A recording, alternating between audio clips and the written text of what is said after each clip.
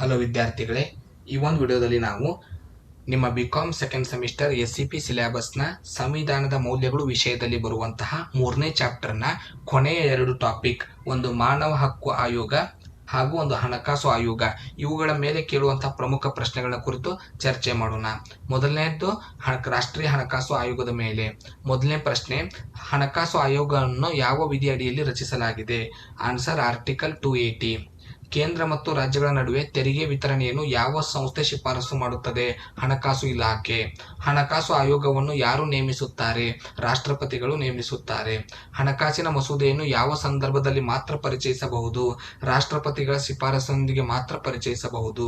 ಹಣಕಾಸು ಮಸೂದೆಯನ್ನು ಯಾರು ನಿರ್ಧರಿಸುತ್ತಾರೆ? ಲೋಕಸಭೆಯ ಸ್ಪೀಕರ್ ಅವರು ನಿರ್ಧರಿಸುತ್ತಾರೆ. ಕೇಂದ್ರ ಬಜೆಟ್ ಸಿದ್ಧಪಡಿಸಿ ಮಂಡಿಸುವವರು ಯಾರು? ಹಣಕಾಸು ಸಚಿವಾಲಯ. ಇವಿಷ್ಟು ಹಣಕಾಸು ಆಯೋಗದ ಮೇಲೆ ಕೇಳುವಂತ ಪ್ರಶ್ನೆಗಳು.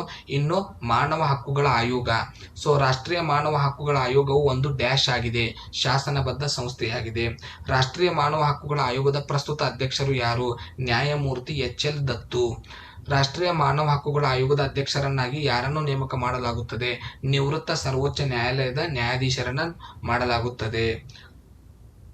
ರಾಷ್ಟ್ರೀಯ ಮಾನವ ಹಕ್ಕುಗಳ ಆಯೋಗದ ಸ್ಥಾಪನೆಯಾದ ವರ್ಷ ಯಾವುದು? 1993. ರಾಷ್ಟ್ರೀಯ ಮಾನವ ಹಕ್ಕುಗಳ ಆಯೋಗದ ಅಧ್ಯಕ್ಷರ ಅಧಿಕಾರಾವಧಿ ಎಷ್ಟು ವರ್ಷ? 5 ವರ್ಷ ಇರುತ್ತದೆ. ರಾಷ್ಟ್ರೀಯ ಮಾನವ ಹಕ್ಕುಗಳ ಆಯೋಗದ ಅಧ್ಯಕ್ಷರನ್ನು ಯಾರು ನೇಮಕ ಮಾಡುತ್ತಾರೆ? ರಾಷ್ಟ್ರಪತಿಗಳು ನೇಮಕ ಮಾಡುತ್ತಾರೆ. ರಾಷ್ಟ್ರೀಯ ಮಾನವ ಹಕ್ಕುಗಳ ಆಯೋಗದ ಮುಖ್ಯ ಕರ್ತವ್ಯವೇನು? ಮಾನವ ಹಕ್ಕುಗಳ ರಕ್ಷಣೆ. ರಾಷ್ಟ್ರೀಯ ಮಾನವ ಹಕ್ಕುಗಳ ಆಯೋಗದ ಮುಖ್ಯ ಕಚೇರಿ ಎಲ್ಲಿದೆ? ದೆಹಲಿಯಲ್ಲಿದೆ. ಈ ಕೆಳಗಿನವುಗಳಲ್ಲಿ ಯಾವುದು ಸಂವಿಧಾನಿಕ ಸಂಸ್ಥೆ? ಚುನಾವಣಾ ಆಯೋಗ ಯಾವಾಗಲೂ ಸಂವಿಧಾನಿಕವಾಗಿ ಸಂಸ್ಥೆಯಾಗಿದೆ. ಈ ಕೆಳಗಿನವುಗಳಲ್ಲಿ ಯಾವುದು ಶಾಸನಬದ್ಧ ಸಂಸ್ಥೆ? ರಾಷ್ಟ್ರೀಯ ಮಾನವ ಹಕ್ಕುಗಳ ಆಯೋಗ ಶಾಸನಬದ್ಧ ಸಂಸ್ಥೆ. ಈ ಕೆಳಗಿನವುಗಳಲ್ಲಿ ಯಾವುದು ಸಂವಿಧಾನಾತ್ಮಕ ಸಂಸ್ಥೆ ಅಲ್ಲ? ನೀತಿ ಆಯೋಗ ಸಂವಿಧಾನಾತ್ಮಕ ಸಂಸ್ಥೆ ಅಲ್ಲ.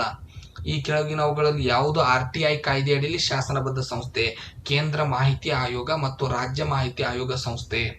ಇವಿಷ್ಟು ಪ್ರಶ್ನೆಗಳು ಮಾನವ ಹಕ್ಕು ಆಯೋಗ ಮತ್ತು ನಿಮಗೆ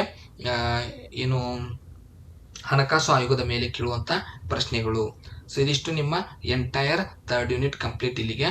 ಟೋಟಲ್ ನಿಮ್ಮ ಸಿಲೆಬಸ್ನ ಕಂಪ್ಲೀಟ್ ಮಾಡಲಾಗಿದೆ. ಧನ್ಯವಾದಗಳು.